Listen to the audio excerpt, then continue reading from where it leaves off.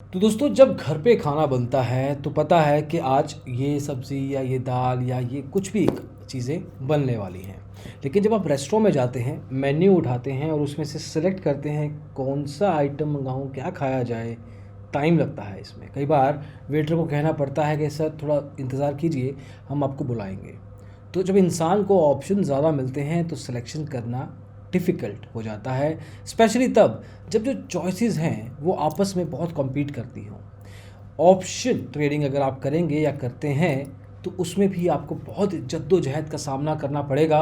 बहुत चैलेंजिंग है क्योंकि इसमें स्ट्राइक प्राइस, ओआई, उसके अलावा इम्प्लाइड वॉलेटिलिटी, बहुत सारे ऐसे फैक्टर्स होते हैं जिसके बेस पे आपको सिलेक्शन करनी होती है कि कौन से स्ट्राइक प्राइस के साथ जाएं, कौन से कॉन्ट्रैक्ट के साथ जाएं और उसके बेसिस पे आप अपना प्रॉफिट कमाते हैं। इस वीडियो में देखेंगे 6 स्टेप्स के बेस पे आप किस तरह से एक ऑप्शन कॉन्ट्रैक्ट को पिक कर सकते हैं और होपफुली जब आप ट्रेड करेंगे तो आगे चल के आपको मुश्किल ना हो। तो आइए शुरू करते हैं।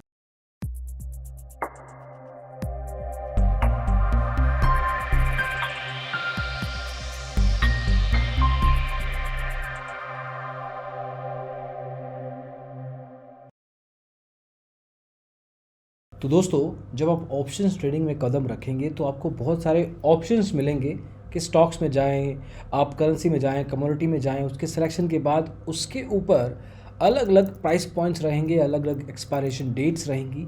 फिर आपको सेलेक्ट करना पड़ेगा कोई एक कॉन्ट्रैक्ट। अब इसमें ये सिर्फ स्टॉक के नहीं, जैसे बताया currency, ETF, future contract, commodity, सब पे एप्लीकेबल होता है। अब ये सिर्फ मुश्किल ही बनाता है सिलेक्शन, लेकिन बाय टाइम जब आपको पता लग जाएगा कि क्या फैक्टर्स देखने हैं, आपकी नज़र जाएगी, बहुत नेचुरली आप पिक करके लाएंगे एक कॉन्ट्रैक्ट और उसमें आप अपना पैसा लगा देंगे। 6 फैक्टर्स कौन कौन से हैं, एक एक करके शुरू करते हैं। सबसे पहला कदम, ऑप्शन का ऑब्जेक्टिव क्या है, क्यों ऑप्शन कॉन्ट्रैक्ट में जा रहे हैं, सीधा स्टॉक में पैसा क्यों नहीं लगा रहे और कॉन्ट्रैक्ट ऑप्शन का क्यों उठा रहे हैं, फ्यूचर्स में क्यों नहीं जा रहे, ये सवाल पूछना है। इसका मतलब क्या है कि इन्वेस्टमेंट ऑब्जेक्टिव क्या है, क्या आप अपना बुलिश या बेरिश स्पेकुलेशन के बेस पे ऑप्शन कॉन्ट्रैक्ट में जा रहे हैं, नहीं तो आप अपनी पोटेंशियल डाउनसाइड को हेज करना चाहते हैं। अब ये जो नए लोग हैं उनको समझ नहीं आएगा, लेकिन आप हेजिंग का भी इसमें आनंद ले सकते हैं। पोटेंशियल डाउनसाइड जब हो जाए किसी पर्टिकुलर स्टॉक में, तो आप जब भी किसी स्टॉक में सिग्निफिकेंट पोजीशन उठाते हैं तो उस केस में आप चाहते हैं कि मैं अपना रिस्क थोड़ा कम करूं, तो इसलिए आप एक ऑप्शन कॉन्ट्रैक्ट में चले जाते हैं जहां पे आप अपना डाउनसाइड को बचाते हैं। कई लोग तो सिर्फ प्रीमियम सेलिंग ऑप्शन प्रीमियम के लिए आते हैं ताकि प्रीमियम से पैसा कमा सकें। तो सबसे पहले आपको फिगर आउट करना है कि क्यों आप एक ऑप्शन कॉन्ट्रैक्ट में जा रहे हैं, उसके बेस पे आपको अगला कदम उठाना है। दूसरी चीज़, और यहाँ पे दूसरे लेवल पे ही रिस्क आ जाता है। इंट्राडे ट्रेडिंग में चौथे पांचवें लेवल पे रिस्क की बात होती है। यहाँ पे दूसरा फैक्टर यह है रिस्क टू रिवॉर्ड रेशियो। आपकी रिस्क एपिटीट कि आपके रिस्क टॉलरेंस के ऊपर डिपेंड करता है। अगर आप कंजर्वेटिव इन्वेस्टर हैं तो अलग तरीके से आप लेके चलेंगे। अगर आप एग्रेसिव स्ट्रेटजी करते हैं तो आप पुट्स को राइट करेंगे, आप बहुत सारे deep OTMs, out of the money options में जाएंगे जो शायद आपके लिए सूटेबल ना हो, लेकिन as an aggressive risk trader आप करेंगे। कॉन्जर्वेटिव रिस्क ट्रेडर जो होगा वो ऐसे कदम नहीं उठाएगा। तो सबसे पहले आपने ऑब्जेक्टिव फिगर आउट किया, ऑब्जेक्टिव के बाद आपने देखा कि आप रिस्क कितना उठा सकते हैं। अब ये रिस्क वेरी कर सकता है कॉन्ट्रैक्ट टू कॉन्ट्रैक्ट के ऊपर भी। हाँ, ट्रेडर टू ट्रेडर तो डिपेंड करेगा ही, लेकिन अलग अलग कॉन्ट्रैक्ट में भी रिस्क टू रिवॉर्ड होते हैं, तो उस केस में भी आपको यहाँ पे सिलेक्शन करनी है। तीसरी चीज़ है वोलेटिलिटी। अब ये ध्यान से समझिएगा, स्टॉक मार्केट में वोलेटिलिटी जब आप इंट्राडे डिलीवरी स्विंग करते हैं तो मार्केट में मूवमेंट के ऊपर होती है कि स्टॉक पर्टिकुलर प्राइस कितना आगे पीछे जा सकता है, एक तरह से हाइज एंड लोज की तरफ। इसमें बाइंग एंड सेलिंग प्रेशर भी सामने आता है। लेकिन यहाँ पे भी आपको मोरलेस वही चीज़ देखनी है, हिस्टोरिकल परफॉर्मेंस देखना है स्टॉक का। जितनी ज़्यादा इम्प्लाइड वोलेटिलिटी या आईवी होगी उतना ही प्रीमियम का प्राइस बढ़ेगा। तो जिसका ऑब्जेक्टिव प्रीमियम के बेस पे पैसा कमाना था उसके लिए आईवी मतलब इम्प्लाइड वोलेटिलिटी जितना हाई होगा उतनी अच्छी बात है। तब उस केस में आप ऑप्शन को राइट भी कर सकते हैं।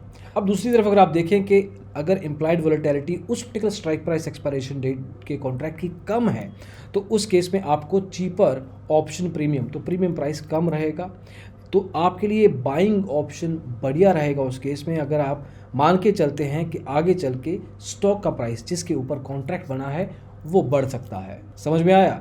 दोबारा रिपीट कर देते हैं। अगर आईवी इम्प्लाइड वोलेटिलिटी ज़्यादा है, प्रीमियम उससे ज़्यादा होगा, तो रिस्क एपेटाइट आपकी हाई होनी चाहिए।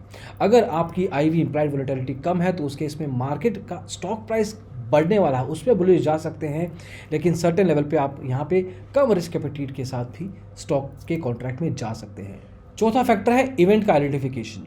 अब कई इवेंट्स होंगे जो सेक्टर लेवल के होंगे, कई इवेंट्स होंगे जो स्टॉक लेवल के होंगे।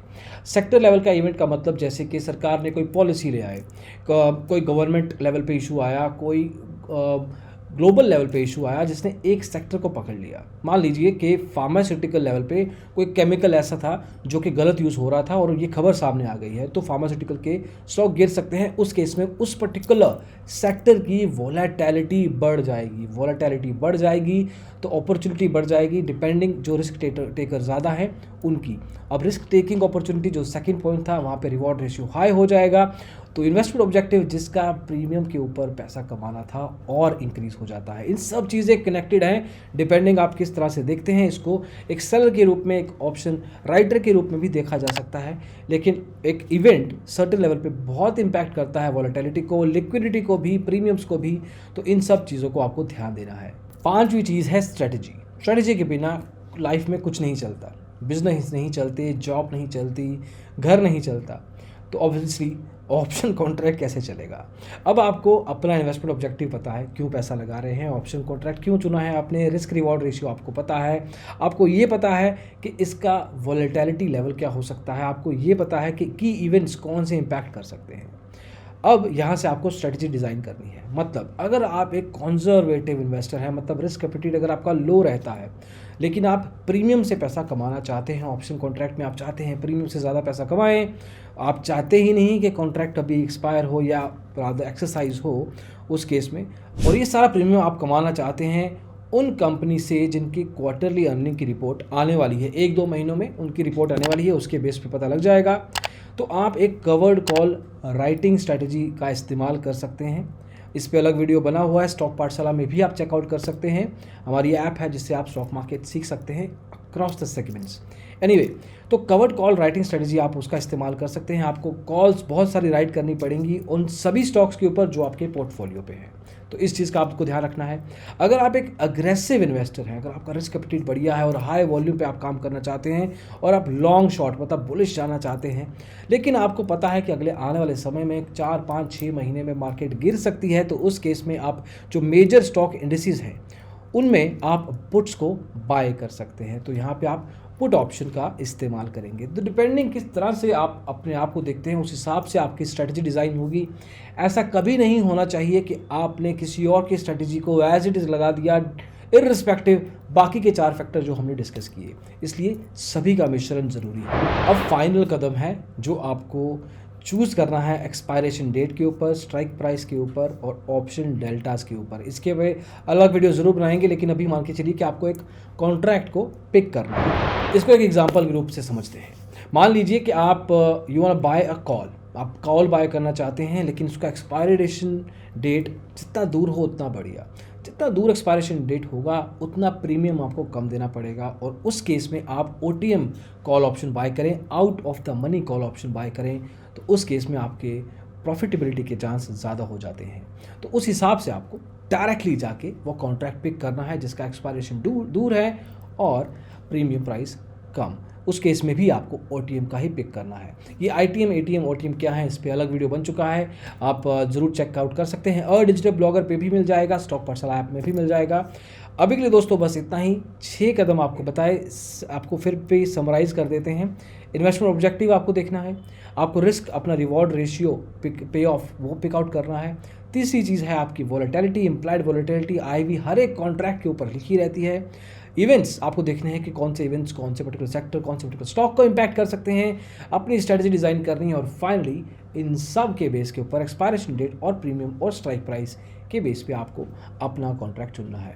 तो दोस्तों ये सब चीज़ें आपको बाय टाइम, बाय एक्सपीरियंस, अभी सिर्फ वीडियो देखा है आपने, जल्दी मत कीजिएगा, इनको समझिएगा, इस वीडियो को ले जाइए अपने ट्रेडिंग प्लेटफॉर्म के ऊपर, इस वीडियो को देखिए, अपने ट्रेडिंग प्लेटफॉर्म को साथ मैच कीजिए, एंड फिर गिव इट सम टाइम, थोड़े समय बाद सर्टेन लेवल पे आपके लिए नेचुरल एबिलिटी हो जाएगी। होपफुली अब आप ऑप्शन कॉन्ट्रैक्ट कैसे पिक करना है ये डिसीजन खुद आसानी से ले पाएंगे। अभी के लिए दोस्तों बस इतना ही। डिजिटल ब्लॉगर के साथ जुड़े रहिए। थैंक यू सो मच इस वीडियो को देखने के लिए। अगली वीडियो में जल्दी ही मिलेंगे। Take care, bye bye.